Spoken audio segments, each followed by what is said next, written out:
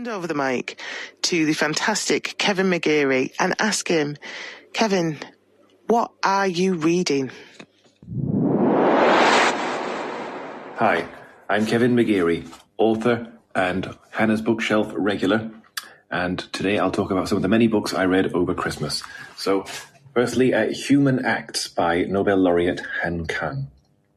So, this book is about the Gwangju uprising, which took place in South Korea in 1980, and it ended in a similar way to the Tiananmen Square massacre in China in 1989.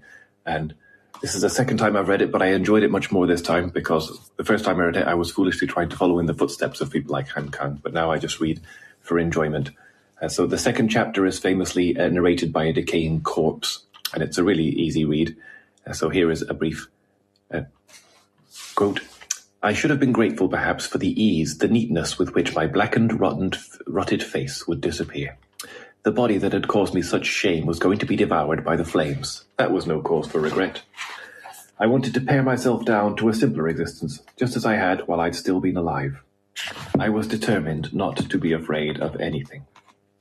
And here is a quote right from the end.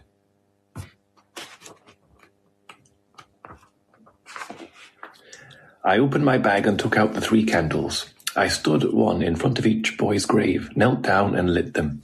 I didn't pray, I didn't close my eyes or observe a minute's silence. The candles burned steadily, their orange flames undulating soundlessly, gradually being sucked into the center and hollowed out. Only then did I notice how incredibly cold my ankles were. Without realizing it, I'd been kneeling in a snowdrift which covered Dong Ho's grave. The snow had soaked through my socks, seeping in right through to my skin. I stared mute at that flame's wavering outline, fluttering like a bird's translucent wing.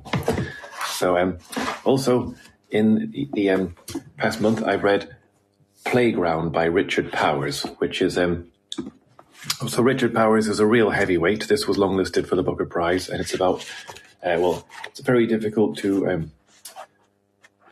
summarize what it's about because there are 4 main characters, all with very different desires, but it's mostly about entrepreneurship and environmentalism, specifically ocean environmentalism. So here is a brief clip.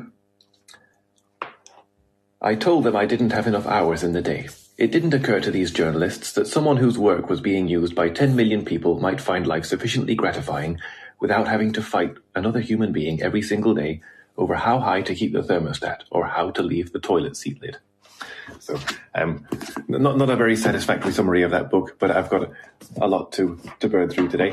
I also read The Case of the Abominable Snowman by Nicholas Blake, which was a murder mystery published in the 1940s. And Nicholas Blake was a pseudonym of Cecil Day Lewis, who was born in 1904 and was a poet and is probably now best remembered as being Daniel Day-Lewis's father. And the Case of the Abominable Snowman is definitely a cut above the average when it comes to murder mysteries.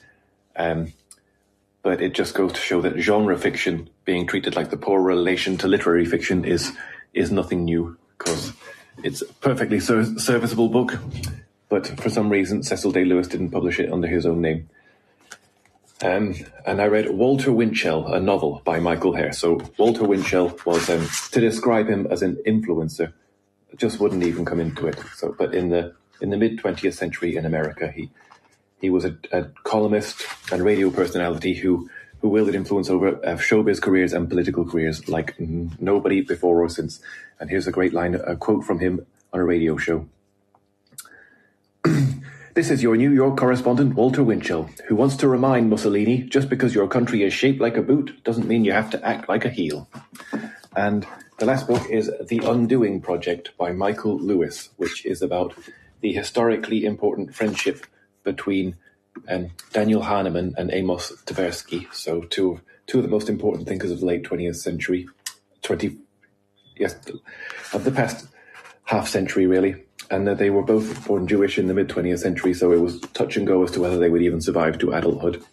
But it's a really moving book about how they worked together and eventually fell out. So here's a great line. This was new. Danny was like a kid with the world's best toy closet who is so paralyzed by indecision that he never gets round to enjoying his possessions, but instead just stands there, worrying himself to death over whether to grab his super soaker or take his electric scooter out for a spin. So they were really, really different people, but it's a great story, and I recommend it. The Undoing Project by Michael Lewis. Kevin McGeary with a roundup of what he's been reading recently, including Human Acts by Han Kang, Playground by Richard Powers, The Case of the Abominable Snowman by Nicholas Blake, Walter Winchell, a novel by Michael Hare, and The Undoing Project by Michael Lewis. Wow, that's an amazing list.